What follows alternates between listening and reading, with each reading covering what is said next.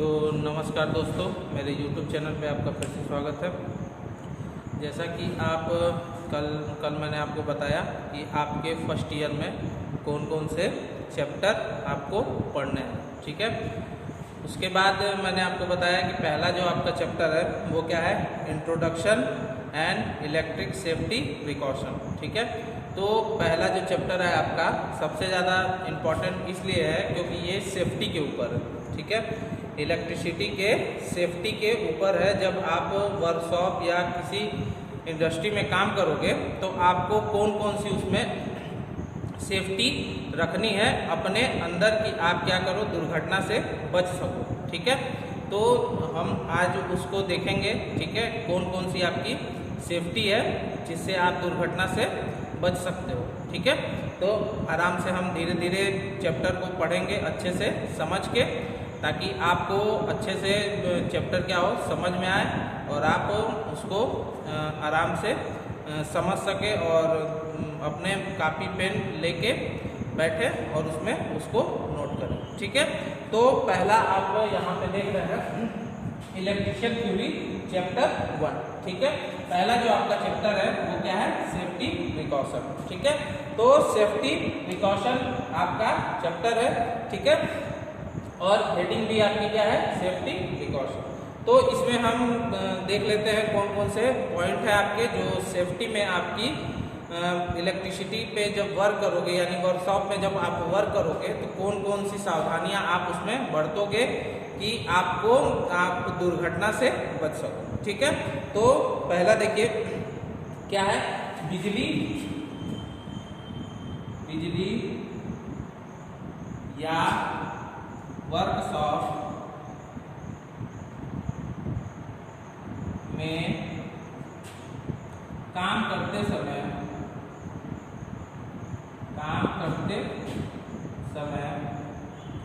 आपको बिजली के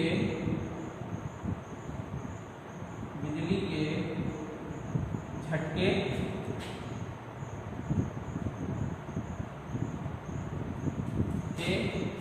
से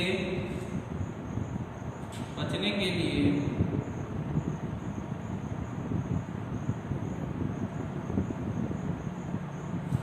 ठीक है, आपको बिजली के झटके से बचने के लिए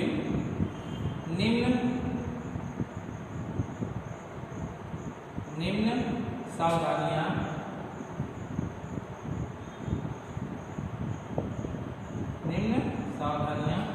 ठीक है बरतनी चाहिए,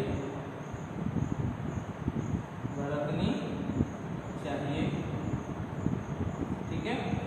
इसके लिए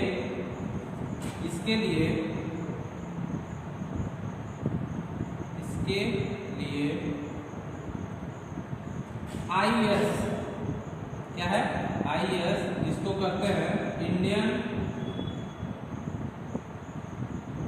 स्टैंडर्ड, ठीक है, IS स्टैंडर्ड रूल, ठीक है। IS स्टैंडर्ड रूल क्या है आपका, इसमें है 52 यानी 5216 में आपकी क्या क्या है सावधानियां,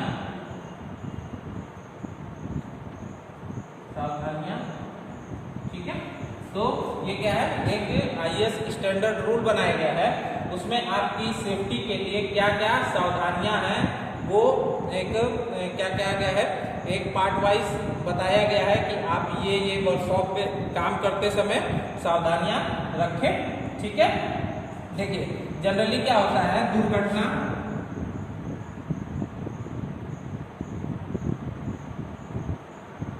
ठीक है, दुर्घटना अपने से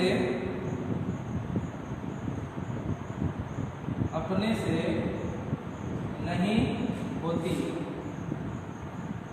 दुर्घटना अपने से नहीं होती है, इसमें ठीक है, इसमें मानव द्वारा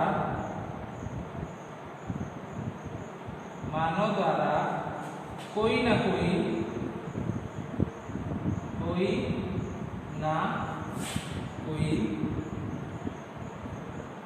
असावधानियां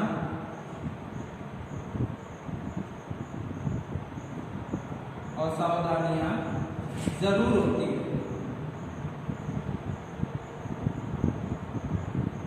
जरूर होती। ठीक है, तो देखिए बेसिकली क्या होता है, जो दुर्घटना होती है वो अपने आप नहीं घटित होती है। ठीक है, उसमें क्या होता है कि आपकी कोई न कोई असावधानियां रहती है जिसकी वजह से वो क्या होती है, दुर्घटना घटित हो जाती है। ठीक है, तो वो जो असावधानियां हैं उसको हम देखेंगे इसमें कि कौन कौन सी आपकी असावधानियां हैं और वो चीज आप सुधार के दुर्घटना से क्या कर सकते हो, बच सकते हो। ठीक है, तो इस चीज को आप नोट कर लीजिए या मैं आपको टाइम देता हूं, आप स्क्रीनशॉट ले लीजिए।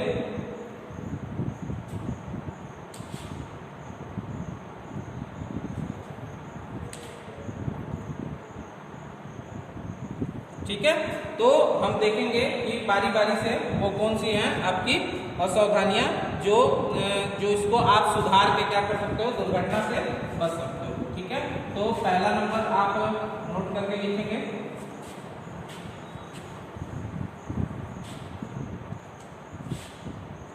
पहला नंबर, ठीक है, वो है आपका वर्कशॉप के अंदर,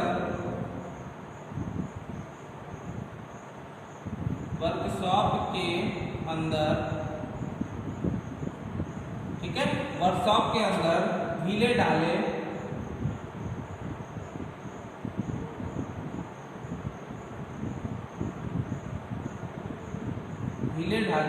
ठीक है, वर्कशॉप के अंदर आप ढीले ढाले कपड़े जैसे धोती कुर्ता,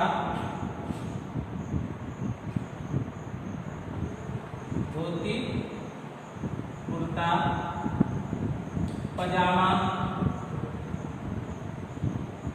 गमछा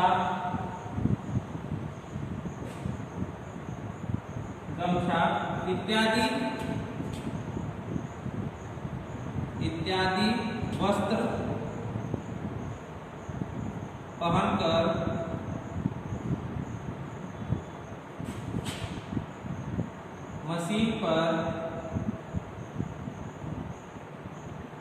मशीन या ठीक है वर्कशॉप में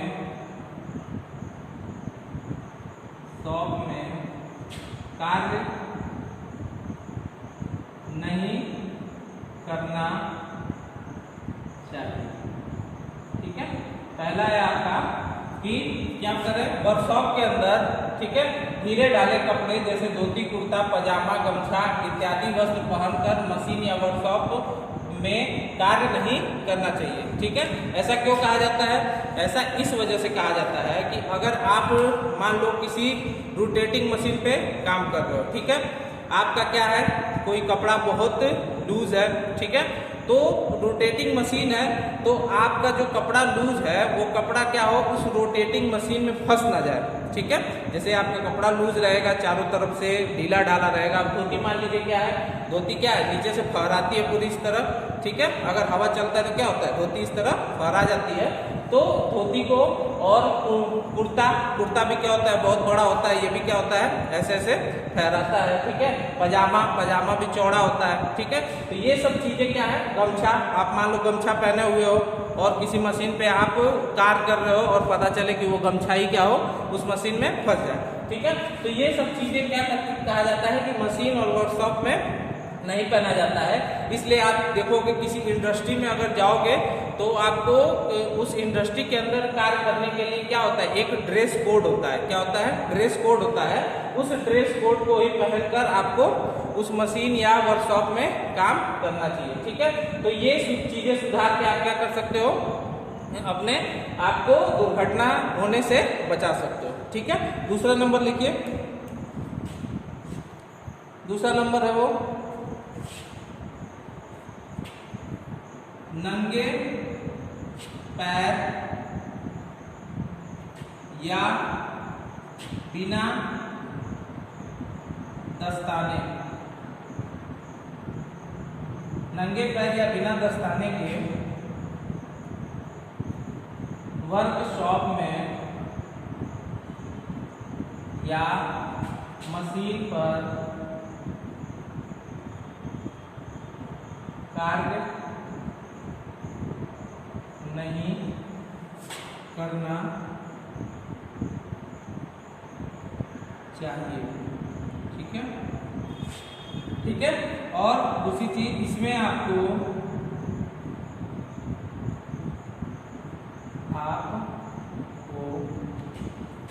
लेदर के जूते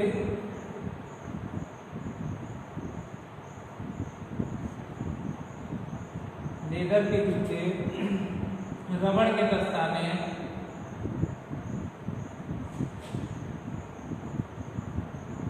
दस्ताने और जहां जरूरत हो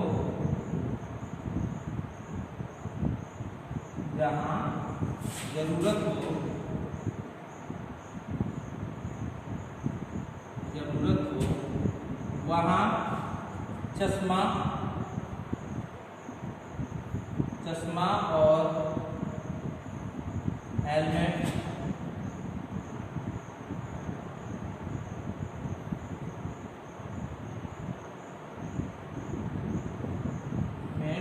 अवश्य पहनकर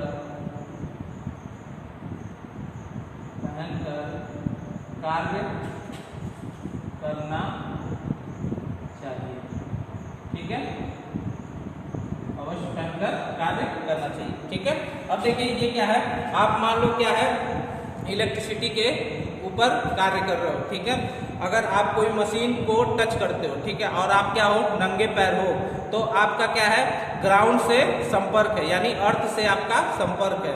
और मान लीजिए किसी कारणवश उस मशीन की आउटर बॉडी में क्या हो, करंट फ्लो हो रहा हो, क्या हो, उस मशीन के आउटर बॉडी में करंट फ्लो हो रहा हो, तो आप अगर नंगे पैर हो, दस्ताना नहीं पहने हो, अगर उस मशीन को आप टच करते हो तो क्या होगा, आपको इलेक्ट्रिक शॉक लगेगा और आपकी डेथ भी हो सकती है। ठीक है, तो इसलिए कहा जाता है कि वर्कशॉप के अंदर बिना क्या कहा जाता है, नंगे पैर और बिना दस्ताने के कार्य नहीं करना चाहिए, ताकि आपको ऐसी इंसुलेटिंग चीज पहनकर कार्य करिए इलेक्ट्रिक में कि आपको क्या हो, इलेक्ट्रिक का झटका ना लगे और आपकी मृत्यु ना हो। ठीक है, जिसमें देखिए आप क्या हो, लेदर के जूते पहन सकते हो। लेदर के जूते क्या है, इंसुलेटर है। ठीक है, बैड कंडक्टर है आपके इलेक्ट्रिसिटी के। रबड़ के दस्ताने पहन के भी कार्य कर सकते हो। उसके बाद जरूरत हो तो चश्मा, जैसे मान लो आप वेल्डिंग पे कार्य कर रहे हो, ठीक है, या कहीं वेल्डिंग हो रही है तो उसमें से क्या है, अल्ट्रा वायलेट किरणें निकलती है जब वेल्डिंग होती है, तो आपकी आंखें खराब ना हो, इसके लिए क्या कहा जाता है, आपको चश्मा पहनने की जरूरत है। दूसरी चीज, आप मान लो कोई ऐसी जगह कार्य कर रहे हो जहां ऊपर आपके नीचे से ऊपर कुछ कार्य हो रहा हो, तो कुछ अनर्गल चीजें आपके ऊपर ना गिरे, जिसके लिए आप क्या कर सकते हो, हेलमेट का उपयोग कर सकते हो। या आप किसी हाइट पे काम कर रहे हो तो उस पे भी आप हेलमेट का उपयोग कर सकते हो। और दूसरी चीज, हाइट पे अगर आप काम कर रहे हो तो सेफ्टी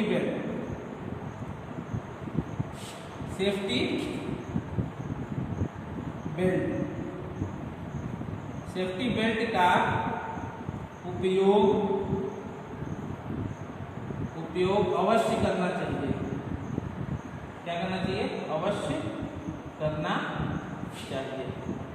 ठीक है, सेफ्टी बेल्ट का उपयोग अवश्य करना चाहिए। तो सेफ्टी बेल्ट क्या होता है, आपके ऐसे कमर में बेल्ट की तरह होती है, उसको कमर में ऐसे जकड़ लिया जाता है और उसमें क्या रहता है, एक ऑक्सी का पिन रहता है। ठीक है, तो जहां आप ऐसे वर्क में काम कर रहे हो, तो उस हाइट पे काम कर रहे हो, तो उस ऑक्सी को क्या करते हैं, किसी जगह आप फंसा देते हो कि कभी बाई चांस आपका पैर फिसल जाए, आप नीचे गिर जाओ, तो उस बेल्ट के द्वारा क्या हो, आप उस पर टंग जाओ और आप बच जाओ। ठीक है, ठीक है, तो ये सब चीजें हैं, दो चीजें आपको बहुत जरूरी है इलेक्ट्रिसिटी या किसी इंडस्ट्री में कार्य करने के लिए। ठीक है, तो इसका स्क्रीनशॉट ले लीजिए, इसके बाद आगे की चीजें बताता हूँ।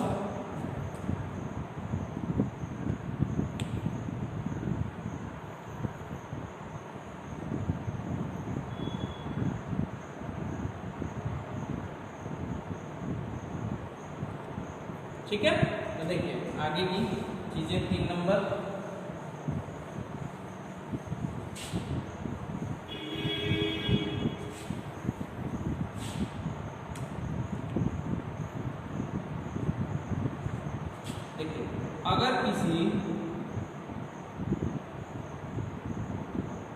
किसी व्यक्ति को, अगर किसी व्यक्ति को इलेक्ट्रिसिटी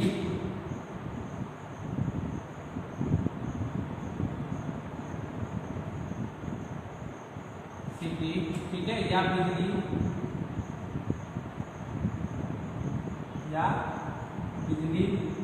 लग जाती है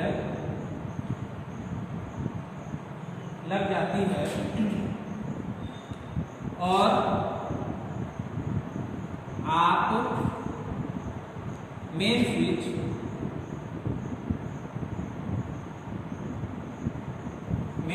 के पास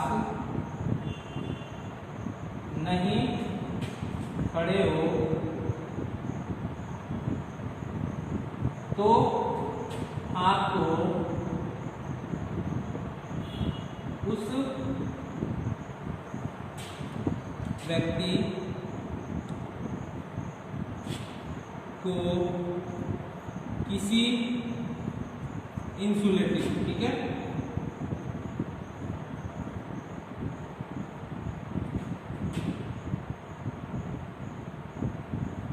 इंसुलेटिंग वस्तु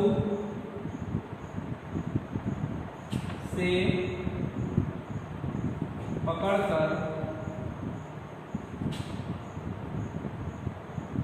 खींचना चाहिए या अलग करना चाहिए।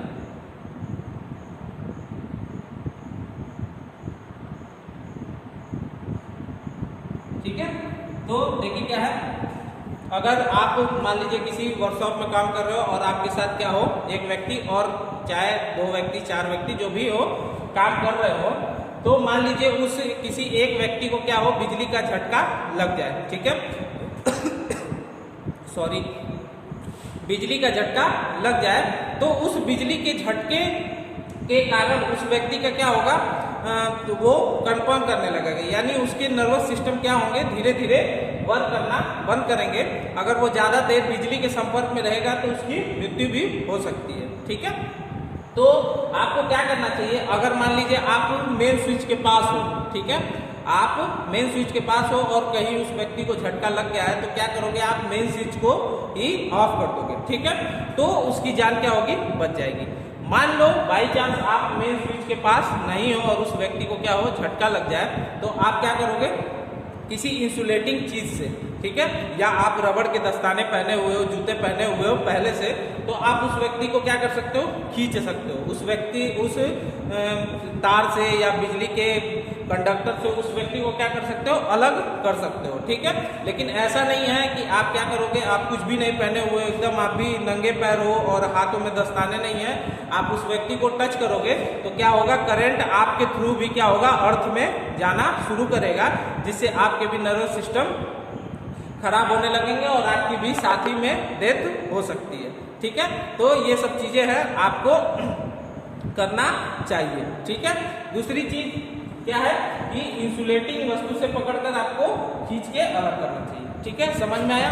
ठीक है, अगली चीज देखेंगे, 4 नंबर आपका क्या है, देखिए 4 नंबर है, आप अगर आप किसी सर्किट का कनेक्शन कर रहे हो,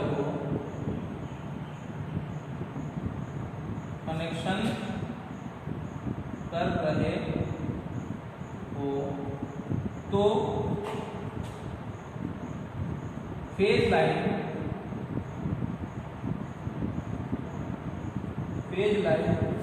ठीक है को हमेशा, ठीक है, फेज लाइन को हमेशा स्विच के साथ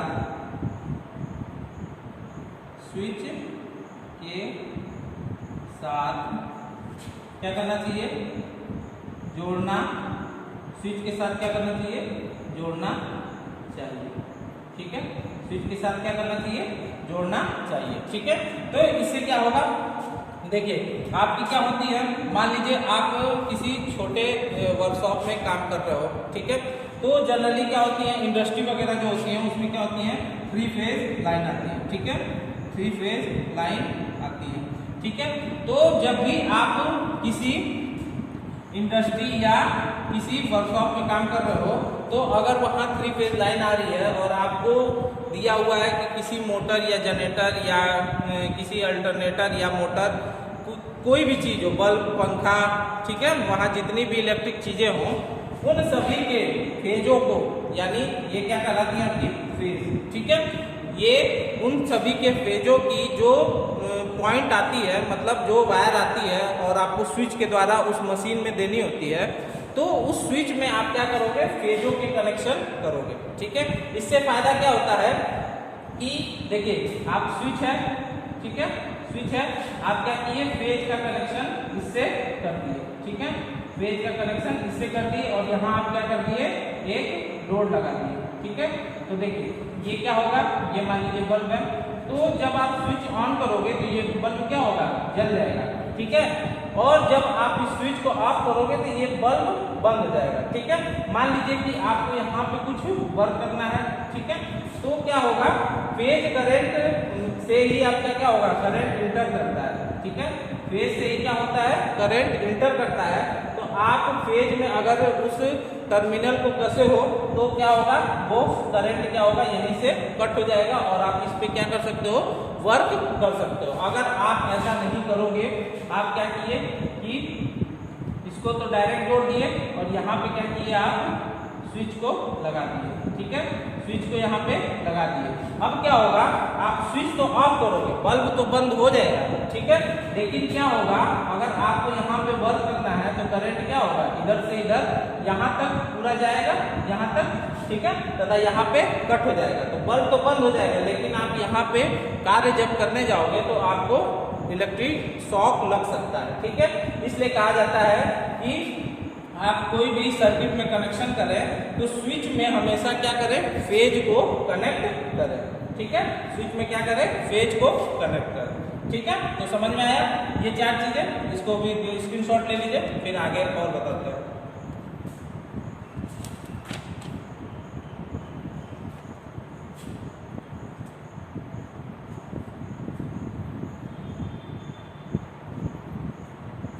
ठीक है, आगे देखते हैं हम और क्या क्या चीजें हो सकती हैं।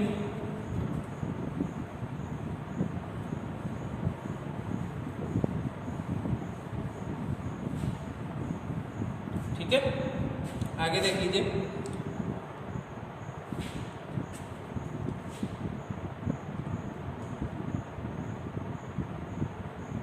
फ्यूज के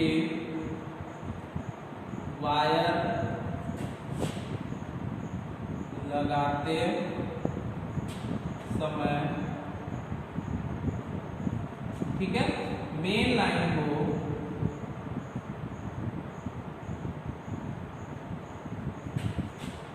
बंद कर देना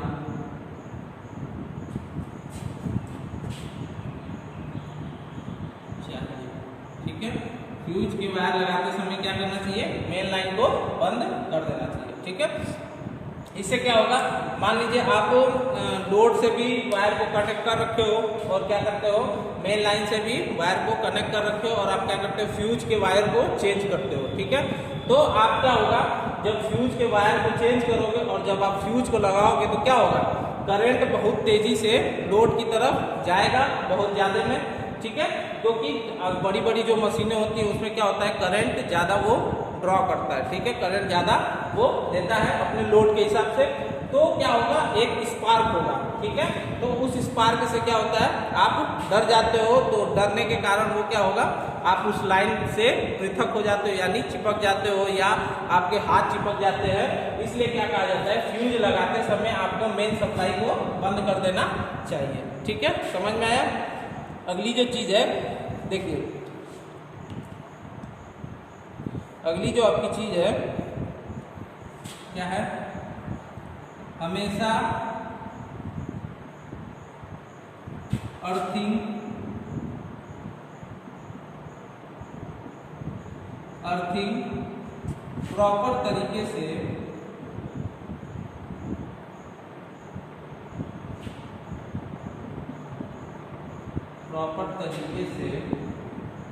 करनी चाहिए और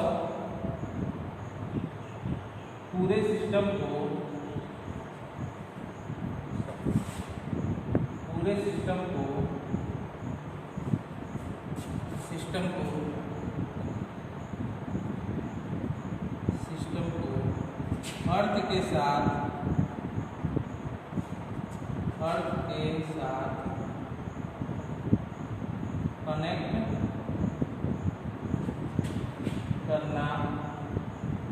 अर्थ के साथ कनेक्ट करना चाहिए। ठीक है, देखिए ये सबसे क्या है आपकी इम्पोर्टेंट चीज है। ठीक है, तो आप अगर किसी वर्कशॉप में काम कर रहे हो, ठीक है, तो आपको सबसे पहले देखना चाहिए कि उस वर्कशॉप या उस इंडस्ट्री में अर्थिंग कैसी की गई है, मतलब अर्थिंग उसकी प्रॉपर है कि नहीं। ठीक है, अगर अर्थिंग प्रॉपर है तब तो चलिए ठीक है, अगर अर्थिंग प्रॉपर नहीं है तो आप उस अर्थिंग की जांच करिए, उसको सही करिए। जो आगे की चैप्टर में आएगा मैं आपको अच्छे से उसको पढ़ाऊंगा कि अर्थिंग कैसे करते हैं, कितना उसका रेजिस्टेंस होना चाहिए, क्या चीज़ होना चाहिए। तो यहाँ हम देख लेते हैं उसकी बस सेफ्टी। तो अर्थिंग करने से क्या होगा, आप पूरे सिस्टम को क्या करोगे, अर्थ के साथ कनेक्ट कर दोगे। ठीक है, जैसे मान लो ये आपका एक मोटर है, ठीक है, इसकी आउटर बॉडी है, ठीक है, तो आउटर बॉडी को क्या किए हो आप, अर्थ के साथ कनेक्ट कर दिए हो। ठीक है, तो अर्थ के साथ कनेक्ट करने से एक फायदा ये होगा कि अगर इस आउटर बॉडी में करंट फ्लो कर रहा है, यानी इस आउटर बॉडी में करंट आ रहा है, ठीक है, और आप कोई व्यक्ति हो, जैसे मान लीजिए कि ये कोई मोटर है, कोई मोटर है, और इसकी ये क्या है, बॉडी को आप क्या करती हो, अर्थ से कनेक्ट करती हो। ठीक है, ये इसमें सप्लाई आ रही है,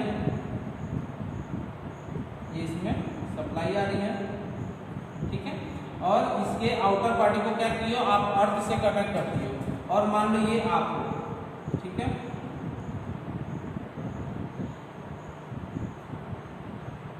ये आप हो।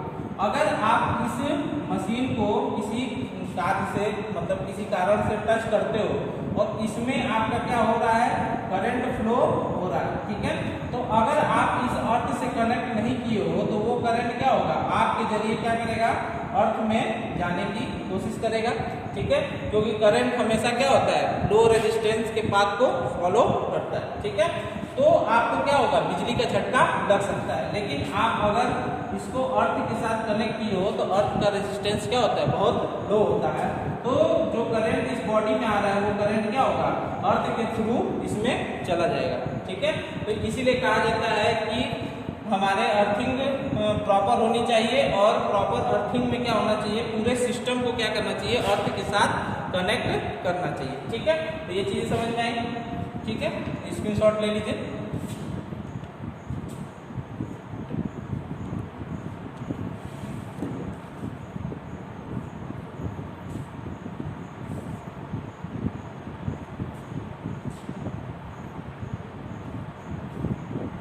ठीक है,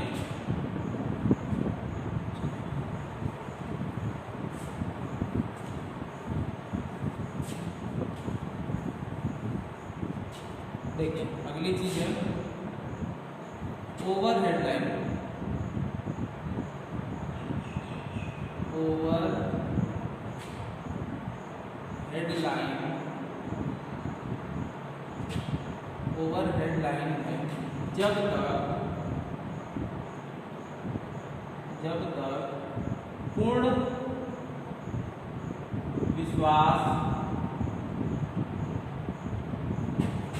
ना हो कि overhead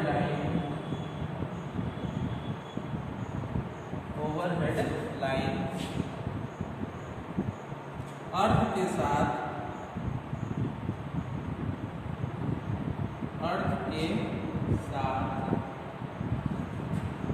proper connected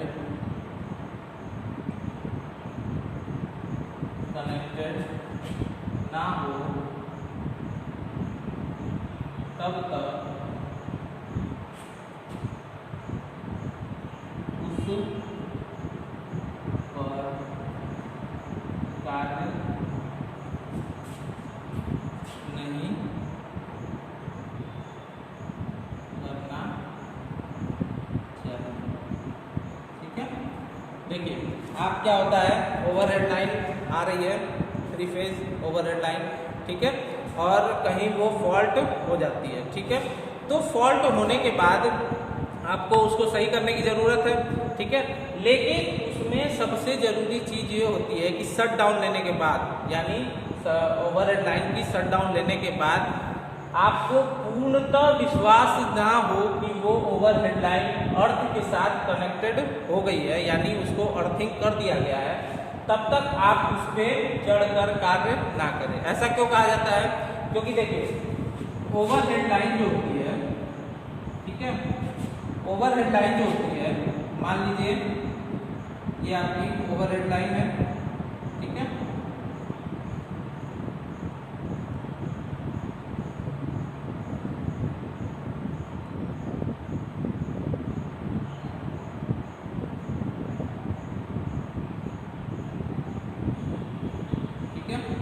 overhead line, ठीक है, ये आपका सर्किट ब्रेकर है। ठीक है, तो मान लीजिए कि सर्किट को क्या किया जाता है, ब्रेक किया जाता है। अब मान लीजिए कि यहाँ पे ओवरहेड लाइन जो होती है उसमें क्या होता है, जो लोड लगा रहता है उसमें भी क्या होता है, आपका इंडक्टर होता है। ठीक है, इंडक्टर होता है, ठीक है, बीच बीच में कैपेसिटर भी होता है। ठीक है, बीच बीच में कैपेसिटर भी होता है। तो ये क्या करती हैं, जो कैपेसिटर हो गया चाहे इंडक्टर हो गया, ये क्या करती हैं, एनर्जी को स्टोर कर लेती हैं। क्या करती हैं, एनर्जी को स्टोर कर लगती हैं, और ये बड़े पैमाने पे बहुत ज़्यादा एनर्जी को भी स्टोर करती हैं। ठीक है, तो मान लो आप क्या करते हो, यहाँ से सर्किट ब्रेकर को बंद कर देते हो। ठीक है, लेकिन तब क्या होता है कि इस जो कैपेसिटर या इंडक्टर में एनर्जी स्टोर्ड है वो क्या होगी, इसमें फ्लो करेंगे।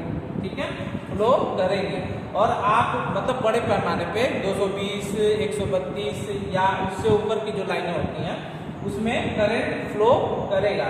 तो आप जब तक इन तीनों को, ठीक है, इन तीनों को अर्थ के साथ कनेक्ट नहीं करेंगे तो इसमें क्या होगा, ये लाइन इसमें ड्रॉ करेंगे और कुछ समय बाद ही ये खत्म होती है, एनर्जी स्टोर कुछ समय बाद ही खत्म होती है। तो अगर आप ऐसा नहीं करोगे और आप इस पर अचानक से चढ़ जाओगे तो आपको एक हाई वोल्टेज का झटका लगेगा और आपकी डेथ भी हो सकती है। ठीक है, इसलिए क्या कहा जाता है कि इसको अर्थिंग के साथ कनेक्ट करने के बाद आप भी इस पे चढ़ें और अपना कार्य करें, क्योंकि अर्थिंग से कनेक्ट करने के बाद क्या होंगी, सारे करंट इसके अंदर ड्रॉ हो जाएंगे और ये नॉर्मल लाइन हो जाएगी, यानी कट जाएगी और आप इस पे कार्य कर सकते हो। ठीक है, समझ में आया? तो नोट कर लीजिए।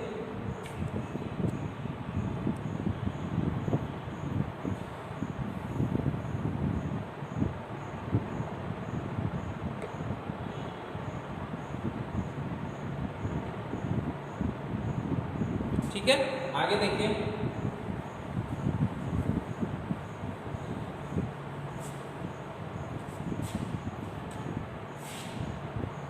वर्कशॉप साफ सुथरा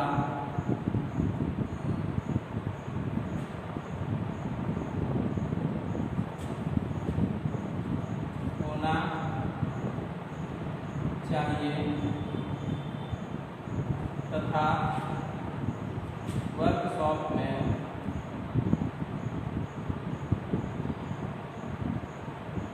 तेल वगैरह, तेल चिकनी चीज़ें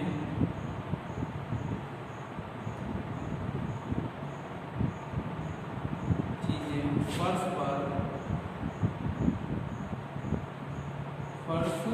पर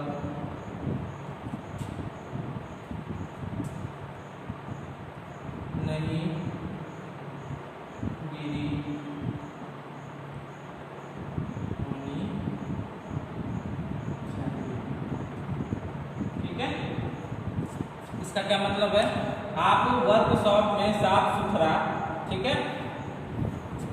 साफ सुथरा, आपका वर्क क्या होना चाहिए, साफ सुथरा होना चाहिए, और वर्कशॉप में तेल चिकनी चीजें फर्श पर नहीं गिरी होनी चाहिए, ठीक है।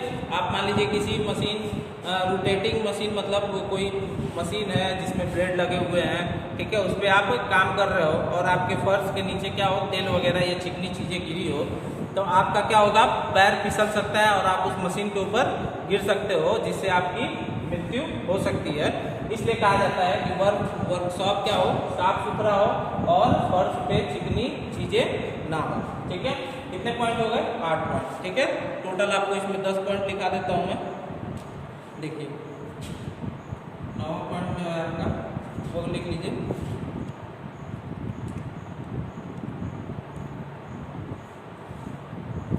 वर्कशॉप में धूम्रपान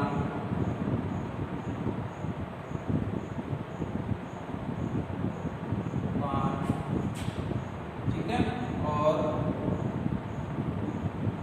नशीली चीजों का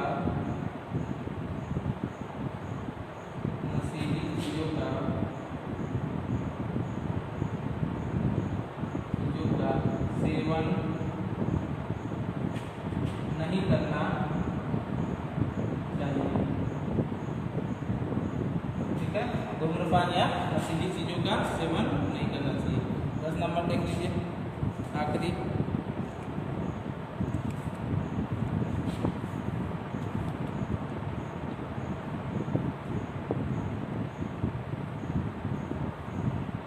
जो है आपका क्या होना चाहिए, वर्कशॉप में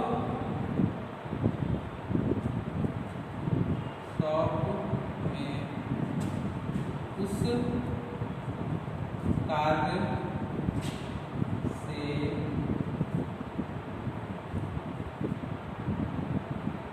संबंधित सभी प्रकार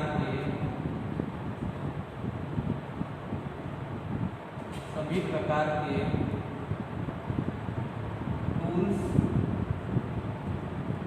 होने चाहिए, ठीक है, टूल्स होने चाहिए, और क्या हो, सेफ्टी